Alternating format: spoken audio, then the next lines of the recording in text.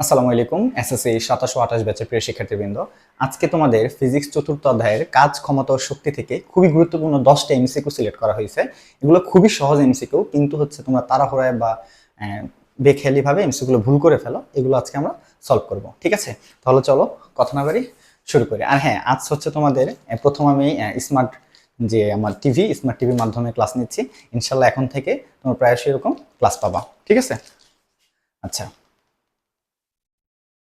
এখানে প্রথম কোশ্চেন দেওয়া আছে, কাজের মাত্রা নিচের কোনটি?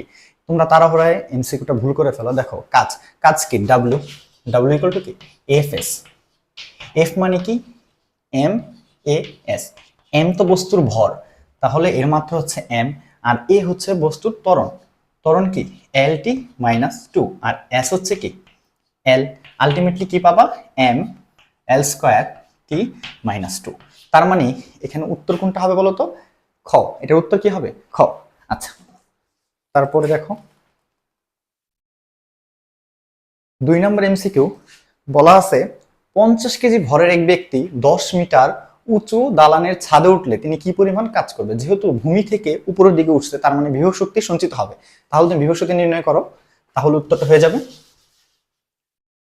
বিভব শক্তি কি? M G H. বস্তুর ভর কত বলে দিচ্ছে এখানে? 50 কেজি ইন্টু 9.8 ইন্টু এইচ কত বলে দিচ্ছে? 10 মিটার। জাস্ট ক্যালকুলেটর চাপো, তাহলে হয়ে যাবে।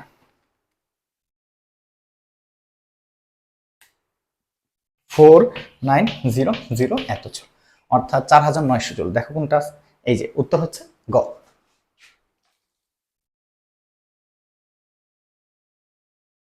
দেখো বলছে 1 হর্স পাওয়ার সমান কত ওয়াট?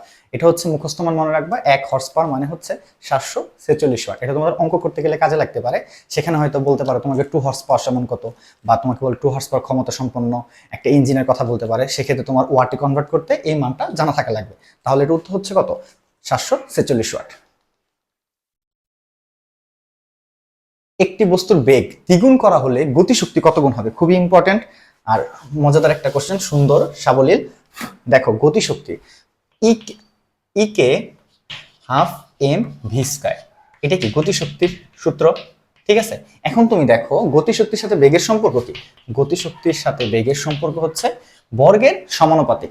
তোমাকে বলা হয়েছে বেগ দ্বিগুণ করা হলে, বস্তুর বেগ দ্বিগুণ, তার মানে ভি এর মান যদি 2 করো, 2 স্কয়ার, তাহলে কত হবে? 4। তার মানে পূর্বের 4 গুণ বেড়ে যাবে। কত শক্তি, গতিশক্তি কত গুণ হবে? 4 গুণ হবে, 2 স্কয়ার। তাহলে উত্তর হচ্ছে কত?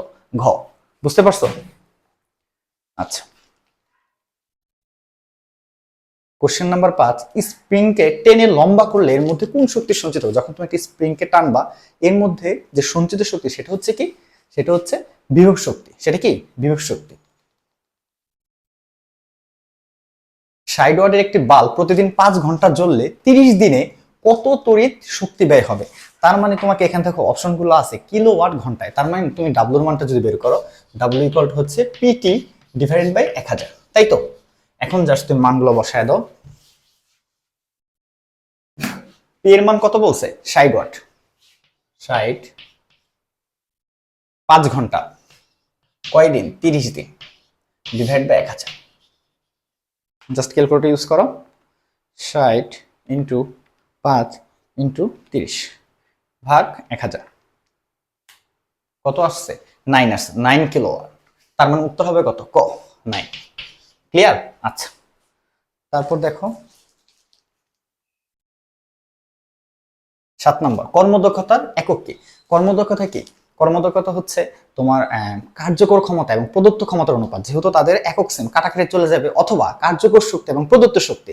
তার মানে একক কাটা চলে গেলে এর কোনো একক নেই। এটার একক কি হবে? এর কোনো একক নেই। তারপর বলছে 200 গ্রাম ভরের একটি বস্তুকে 10 মিটার পার সেকেন্ড বেগে খাড়া উপরের দিকে নিক্ষেপ করা হলো।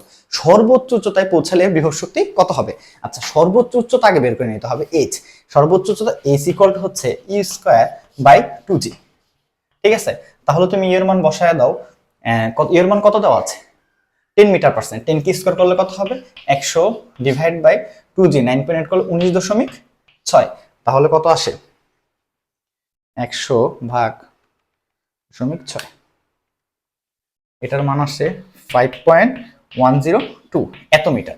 এখন তোমাকে বলছে কি সর্বোচ্চ বিভব শক্তি কি mgs, তাহলে যে h এর মানটা পাইছো এর সাথে m কত আছে 200 ইনটু m g আর হচ্ছে h, 9.8। উত্তর আসছে কত 1/1000 ওজন। তার মানে কত, ওয়েট এখানে কি হলো, ও সরি 200 গ্রাম ছিল, আমি এটাকে 200 কেজি হিসাবে ইউজ করছি। তাহলে তাহলে কত হয় ইনটু 200 গ্রামকে যদি কেজিতে কনভার্ট করো 0.2 ইনটু 9.8, তাহলে উত্তর হবে 10। উত্তর হচ্ছে ক। প্রশ্নটা খেয়াল করবো বুঝছো, এখানে 200 গ্রাম ছিল, আমি এটাকে মিস্টেকেলি কিন্তু কত ধরছি 200 কেজি ধরে নিয়েছিলাম। শক্তি রূপান্তরের সময় মোট শক্তির পরিমাণ কি থাকে।